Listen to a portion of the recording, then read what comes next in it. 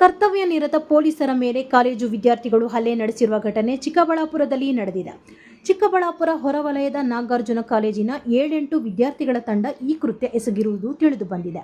ಬೈಕ್ನಲ್ಲಿ ಅಳವಡಿಸಲಾಗಿದ್ದ ಕರ್ಕಶ ಶಬ್ದದ ಸೈಲೆನ್ಸರ್ ವಿಚಾರವಾಗಿ ಎಎಸ್ಐ ಗಂಗರಾಜು ಹಾಗೂ ಪಿಸಿ ಗಂಗರಾಜು ವಿದ್ಯಾರ್ಥಿಗಳಿಗೆ ಎಚ್ಚರಿಕೆ ನೀಡಿದ್ದರು.